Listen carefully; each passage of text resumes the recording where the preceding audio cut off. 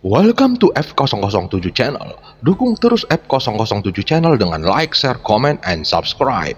Melanjutkan cerita berikutnya dari Battle Through the Heavens.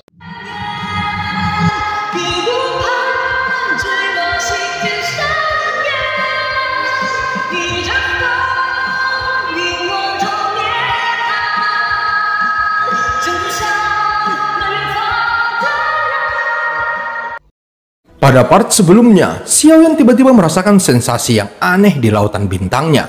Kemudian energi sumbernya saling bertabrakan. Setelah mendapatkan pencerahan Janlao bahwa ini adalah reaksi dari dewa pertempuran alam leluhur, maka Xiaoyan akhirnya menggunakan teknik kultivasi pagoda emas yang membuat energi sumbernya menyatu dan tidak meledak. Dalam situasi ini, Su Chang juga melancarkan serangan. Setelah penundaan singkat dari 3 jantung api dan 3 avatar, dia akhirnya melancarkan serangannya menggunakan pedang kayu dan membuat pembatasan di atas kepala Xiaoyan. Energi abu-abu putih meraung dari pedang kayu. Di atasnya, Xiaoyan merasakan fluktuasi yang sangat kuat, yang lebih kuat dari serangan Su Chang sebelumnya. Dan setelah tebasan ini, pedang kayu di tangan Su Chang segera kehilangan cahayanya. Meskipun potongan ini tidak terlihat cantik, jika melihat lebih dekat, aura pedang abu-abu putih sangat aneh, dan lapisan demi lapis sepertinya bukan aura pedang biasa, juga bukan aura pedang yang dipadatkan dengan kekuatan abadi. Namun Xiaoyan tidak punya waktu untuk memperhatikannya saat ini. Sekarang dia harus segera menyingkirkan Su Chang dan terus menjalankan teknik kultivasi pagoda emas. Jika tidak, energi sumber dan bintang yang akhirnya bergabung di tubuhnya hancur dengan kecepatan tinggi. Melihat siulan energi pedang abu-abu putih, pikiran Xiaoyan pindah ke jepit rambut naga dan kaca Phoenix di tangannya. Tetapi saat berikutnya, Xiaoyan tiba-tiba menyusut karena jepit rambut naga dan kaca Phoenix di tangannya tidak merespon pada saat ini. Sayang sekali, Ratu Kuil kuno yang memberiku jepit rambut ini dan tidak memberitahuku cara menggunakannya. Seluruh ekspresi Xiaoyan membeku, dan di mata Su Chang, Xiaoyan begitu ketakutan hingga wajahnya menjadi pucat.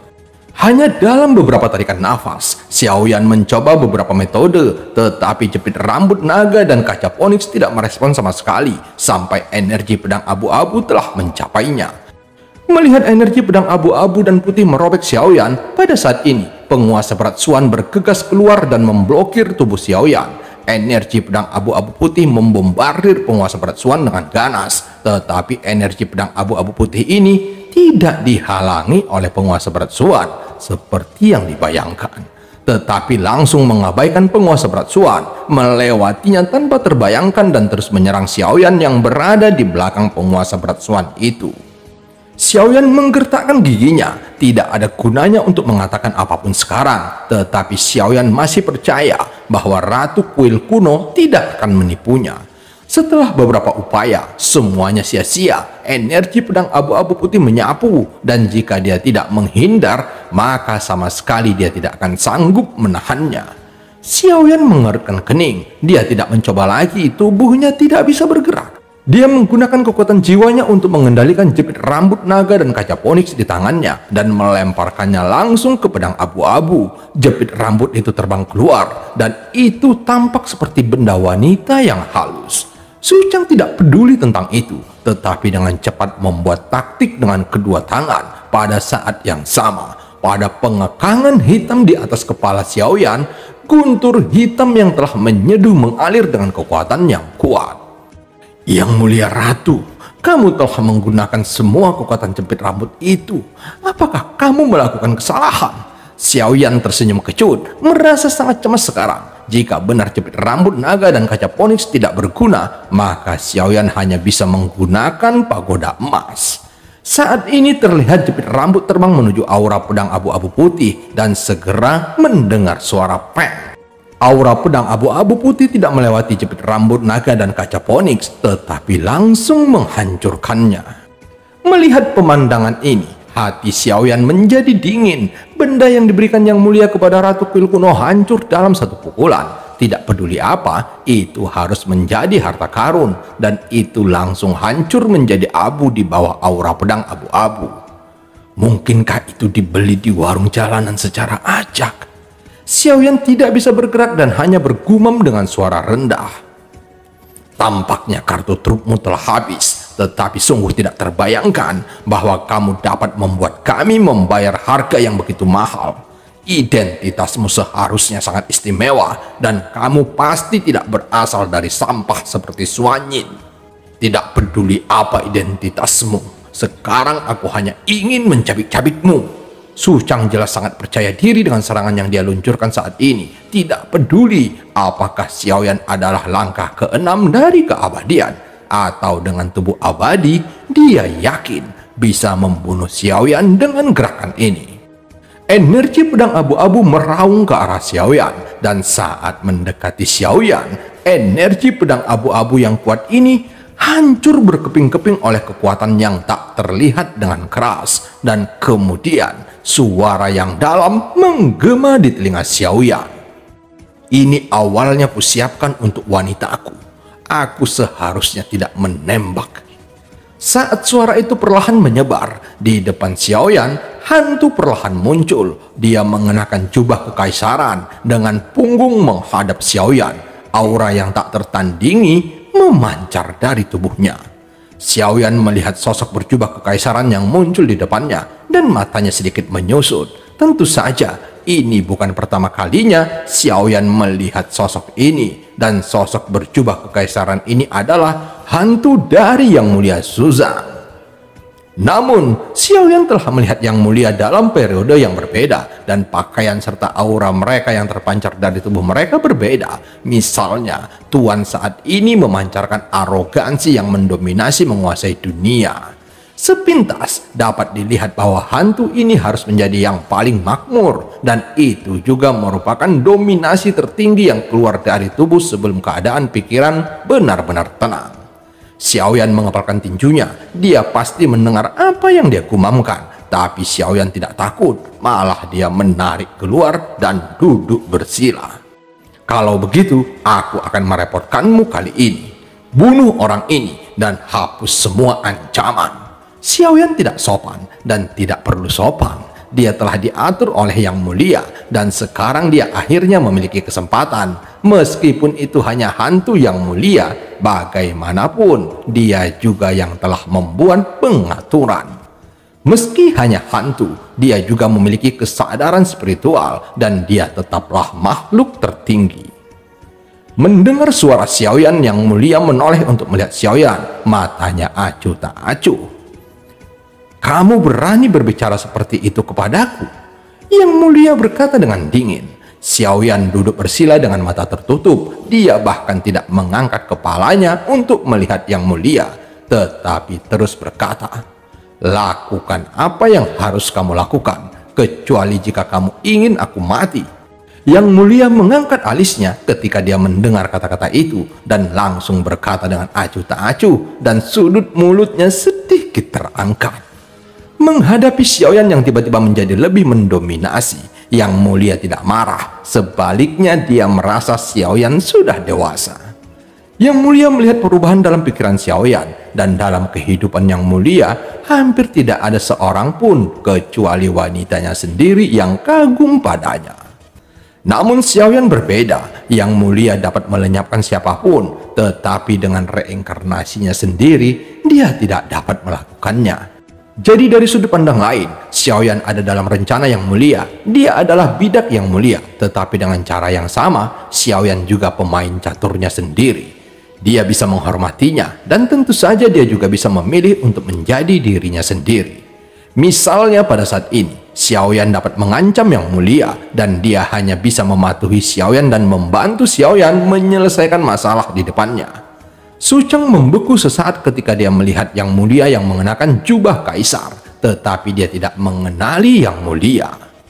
Guntur hitam dan ungu yang mengalir menghilang dengan sendirinya saat mendarat di atas kepala Xiaoyan. Yang Mulia menatap penghalang hitam, dan penghalang hitam itu segera runtuh. Su Chang langsung terkejut, matanya tiba-tiba menyusut di dalam armor dewa palsu yang berat. Bagaimana mungkin? Kekuatan penahan pedang Sihet Aisu dan formasi emben beku dewa hitam ungu, semuanya mengandung kekuatan Taisu. Bahkan keabadian langkah ke-7 atau bahkan ke-8 itu sudah cukup untuk menekannya. Tapi orang ini dengan mudah memecahkannya dengan lambaian tangannya. Bagaimana dia melakukannya? Hal yang mengejutkan hati Suchang terjadi lagi. Sebelum Suchang bisa berpikir terlalu banyak, Yang Mulia hanya menatapnya. Paksaan seperti itu langsung melelehkan baju besi yang tebal di tubuhnya menjadi cair. Tubuh Suchang benar-benar terbuka dan ekspresi ketakutan Suchang terungkap. Wajahnya pucat saat ini karena beberapa saat yang lalu Suchang telah mencoba semua metode dan dia tidak bisa bergerak sama sekali. Paksaan, sungguh paksaan yang kuat. Suchang sangat tercengang. Pertahanannya sendiri sepertinya tidak ada apa-apanya di depan pria berjubah kekaisaran ini. Suchang menggertakkan giginya. Pada saat ini dia tidak berani lalai. Bahkan dia segera menggunakan semua kekuatan dewa kehampaan Taisu. Terlihat cahaya hitam yang tak terhitung jumlahnya di sekelilingnya menyelimuti Suchang. Dia ingin menggunakan ini untuk menghancurkan hantu Yang Mulia. Cahaya hitam ini adalah kartu truk terkuat Suchang, kekuatan asli dewa kehampaan. Tetapi jelas pemikiran Suchang agak terlalu sederhana. Kekuatan asli dewa kehampaan menyelimutinya, tetapi paksaan yang kuat di tubuhnya masih belum berkurang sama sekali. Ini adalah paksaan yang sangat kuat. Kekuatan orang ini mungkin bukan keabadian kaisar. Tempat seperti ini, bagaimana mungkin ada keabadian para dewa? Tidak mungkin, benar-benar tidak mungkin. Mungkinkah itu dari Senshi? Mereka tahu rencananya. Apakah mereka di sini untuk menghentikanku? Suchang segera memiliki pikiran yang menakutkan di benaknya, tetapi faktanya dia tidak memiliki perlawanan sama sekali. Sebelum aku mati, bisakah kamu mengizinkanku untuk mengajukan beberapa pertanyaan? Suchang menyerah menolak dan menatap Yang Mulia yang mengenakan jubah kaisar. Tatapan Yang Mulia dingin. Dia tidak menjawab Suchang, tetapi ketika Suchang berbicara, Yang Mulia melambaikan jubah lengannya. Dan seluruh ruang tiba-tiba membeku. Terlihat dari luar, dewa kehampaan Taisu seperti dicubit oleh telapak tangan yang besar dan kemudian terus-menerus mengerahkan kekuatan. Kemudian dewa kehampaan Taisu yang berbentuk persegi mulai menjadi berkerut dan bengkok. Dengan suara keras, dewa kehampaan Taisu yang besar itu langsung meledak dan berubah menjadi puing-puing yang tak terhitung jumlahnya. Adegan ini membuat semua prajurit Taisu yang masih berjuang untuk menghidupi diri mereka sendiri mandek. Mereka melihat dewa kehampaan Taisu yang menghilang dengan tidak percaya. Jubah Suchang terguncang oleh keterkejutan. Mata Suchang tiba-tiba menyusut menjadi seukuran mata jarum dalam ledakan. Semua otot di wajahnya benar-benar tidak terkendali. Pupil matanya bergetar hebat. Dia sama sekali tidak dapat mempercayai pemandangan di depannya. Tetapi ketika puing-puing membombardirnya, meledakkan tubuhnya ke dalam danau cetakan daging, dia yakin bahwa ini bukanlah ilusi.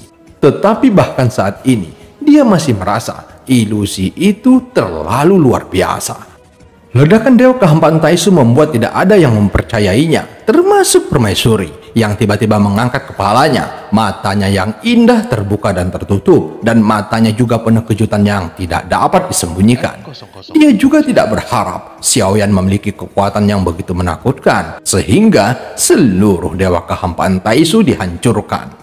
Namun ketika sang Permaisuri menyaksikan ledakan yang disebabkan oleh kehancuran dewa kehampaan, matanya seolah-olah bisa melihat pemandangan melalui kobaran api. Mata indah sang Permaisuri berangsur-angsur melebar dan ekspresi yang tidak bisa dipercaya muncul di wajahnya yang cantik, dan orang bahkan bisa melihat bulu matanya yang lentik dan berair sedikit bergetar. Tangannya yang cantik membentuk kepalan kecil dan dia tampak sedikit gugup. Permaisuri membuka mulutnya sedikit, dan pada saat yang sama, api dari ledakan dewa kehampaan Taisu tertiup angin kencang, dan semuanya berubah menjadi abu, kecuali 3 sosok yang muncul dari abu yang menyebar. Mata semua orang secara tidak sadar tertarik untuk melihat ke atas, dan sosok yang muncul dalam nyala api membuat semua orang penasaran. Para pejuang Taisu bahkan lebih penasaran tentang siapa yang bisa menghancurkan dewa kehampaan Taisu. Mata Permaisuri tiba-tiba terfokus, dan tubuhnya yang halus tidak dapat menahan gemetar saat ini. dan sesosok tubuh tercermin di mata musim gugurnya yang jernih, yang tidak berani dia bayangkan untuk dapat melihatnya lagi. Yang Mulia, apakah ini benar-benar kamu? Mata permaisuri langsung dibanjiri air mata dan dunia menjadi kabur, tetapi sosok itu menjadi semakin jelas. Pria berjubah kaisar muncul di mata dunia, dan Su Chang juga muncul di mata semua pejuang Taisu. Mereka melihat Su Chang dan segera mengguncang tubuh mereka. Pakaian Su Chang robek, dan dia berlutut di depan pria berjubah kaisar. Itu dia, Pangeran Su Chang. Bagaimana mungkin? Apakah Pangeran Su Chang dikalahkan? Bagaimana Pangeran Su Chang bisa dikalahkan? Ini hanya alam Suanyin dan subdunia sensi. Ampas semacam ini, Taisu kita tidak mungkin terkalahkan. Bagaimana kita bisa kalah?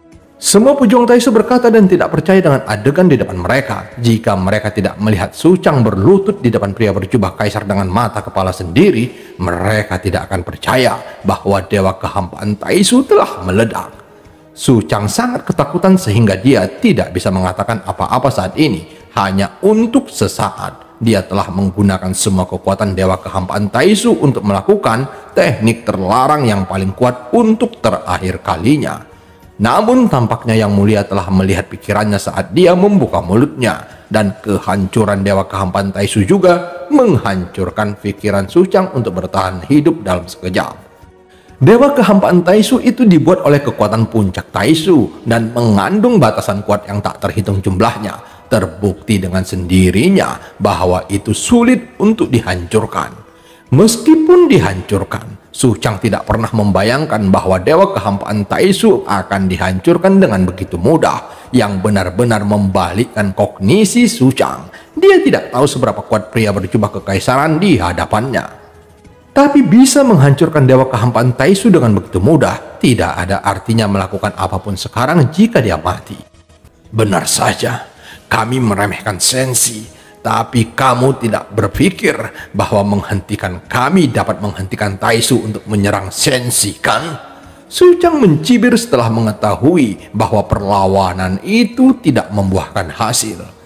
Saat dia mengucapkan kata-kata ini, tubuh Su Chang langsung membengkak dan kemudian meledak. Darah dan dagingnya berhamburan.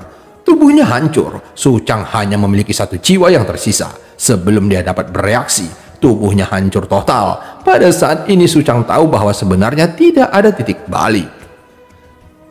Dengan hanya satu jiwa, dia menjerit, tetapi suara itu berhenti tiba-tiba di detik berikutnya. Tetapi jiwanya tidak langsung dihapus oleh Yang Mulia, dan itu tergantung di udara dengan lamban. Tapi suaranya sudah terdengar, dan ratusan dewa Taisu semua menoleh ketika mendengar suara itu. Mereka semua mengunci Yang Mulia dan membuka mulut mereka. Pada saat berikutnya, seberkas cahaya kepunahan yang kuat menyembur keluar dari mulut besar ratusan dewa Taisu.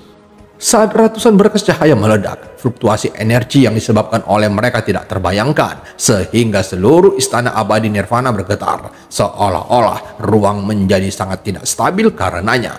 Dan ratusan berkas sinar kepunahan ini membuat takut semua orang yang melihat pemandangan ini. Bahkan prajurit Taisu mundur satu demi satu. Mereka tahu betul betapa kuatnya ratusan sinar kepunahan itu.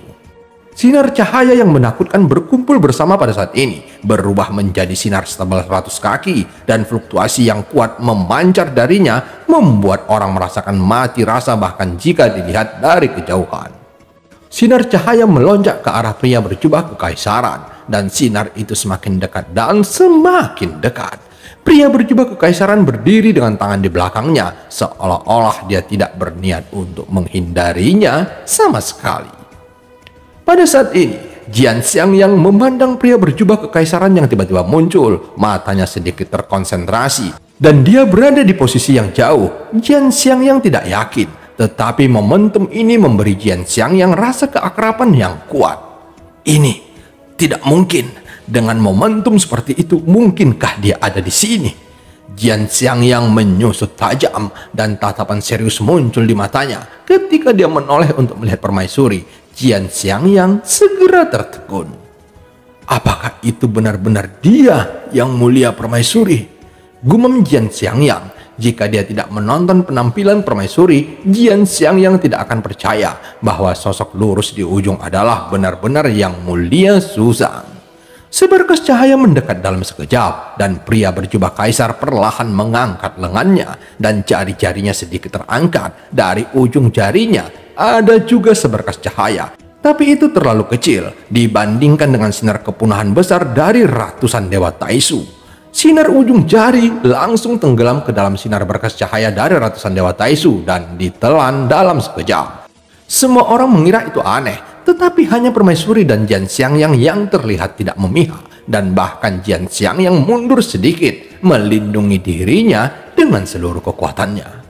Pria ini gila, kalian harus lebih berhati-hati. Tepat ketika Jian Xiangyang selesai berbicara, dia melihat sinar kepunahan hampir 100 meter tiba-tiba meledak. Pada saat sinar kepunahan mendekat, tiba-tiba terjadi ledakan dan dampak energi yang kuat dengan tidak hati-hati tersapu ke sekeliling. Energi yang menakutkan menyebar dan seluruh ruang bergetar hebat. Energi kekerasan langsung dikalahkan.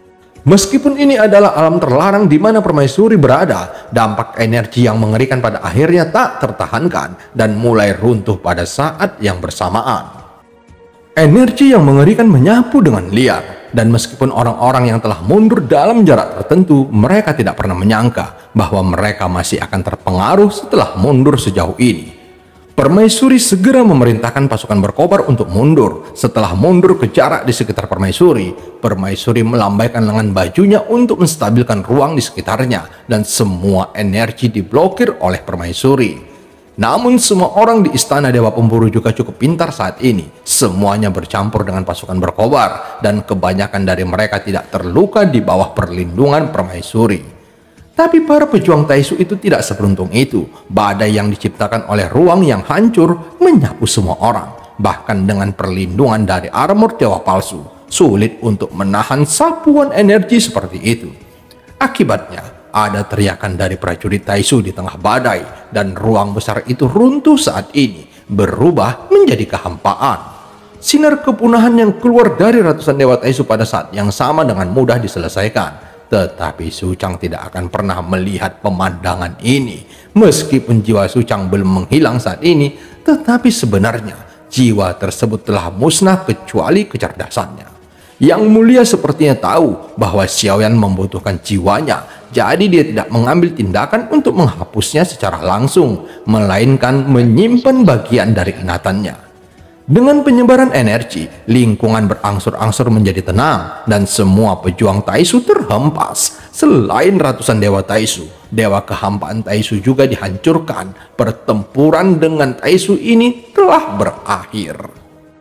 Juchi sedang berdiri di atas binatang terbang raksasa saat ini, menatap Xiaoyan yang sedang duduk bersila di belakang pria berjubah kaisar. Juchi sudah memahami kesenjangan antara dirinya dan Xiaoyan.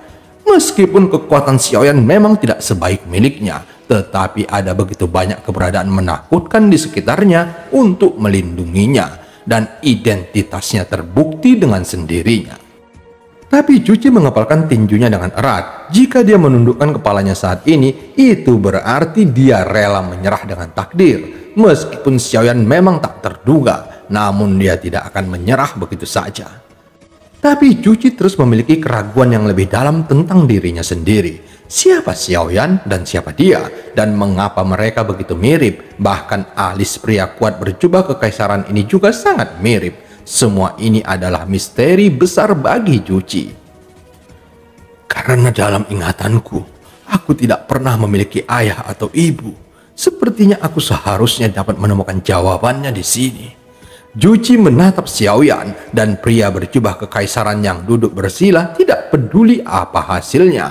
Mata Juchi menunjukkan cahaya terang. Setidaknya dia tidak lagi tanpa tujuan. Misteri yang telah melekat di hatinya selama bertahun-tahun yang tak terhitung jumlahnya mungkin bisa dipecahkan di sini. Setelah semuanya tenang, permaisuri melangkah maju sedikit dengan kaki teratainya, dan sosok cantik itu menghilang dalam sekejap. Dan ketika dia muncul kembali, dia sudah berada di depan Yang Mulia, dan tubuhnya bergetar ketika dia mendekat. Terima kasih. Sebelum permaisuri bisa membuka mulutnya, suara lembut Yang Mulia Suzang adalah yang pertama berbicara. Permaisuri tiba-tiba mengangkat kepalanya ketika mendengar kata-kata itu dan dia terlihat sangat sedih. Permaisuri mengabaikan semua orang dan segalanya. Dia membanting tubuhnya ke dalam pelukan Yang Mulia Suzang seperti rusa yang menderita keluhan yang tak terhitung jumlahnya. Tangisan permaisuri akhirnya dilepaskan dalam pelukan Yang Mulia. Dia menangis seperti anak kecil. Dia berpikir dia tidak akan pernah melihat sisi ini lagi selamanya. Setelah beberapa lama, permaisuri mendorong Yang Mulia dengan keras, lalu mengangkat telapak tangannya yang ramping dan mengayunkannya ke arah wajah Yang Mulia Suzang. Saat kelima jari itu melayang pada jarak 2 jari dari wajah Yang Mulia Suzang, dan itu tiba-tiba berhenti. Wajah cantik memerah, permaisuri patah hati. Dia tidak lagi menyendiri saat ini. Bahkan jika dia menjalani kehidupan yang sombong dan tidak memiliki arah, dia masih memiliki hati yang fana jauh di dalam hatinya. Dan Yang Mulia Suzang adalah hati fana yang tersembunyi di balik kekuatannya yang terdalam. Kamu pembohong. Kamu jelas berjanji padaku. Kamu akan kembali. Permaisuri menangis dan tekanan emosional bertahun-tahun yang tak terhitung jumlahnya dilepaskan pada saat ini. Yang Mulia memandangi permaisuri yang patah hati. Dia mengulurkan tangannya yang tebal dan memeluk wanita yang menangis dengan bunga pir dan hujan ke dalam pelukannya. Maaf. Satu kata sederhana Yang Mulia membuat wanita di pelukannya menangis lebih keras. Bagaimana mungkin dia tidak mengerti tentang Yang Mulia? Apalagi dia adalah seorang permaisuri.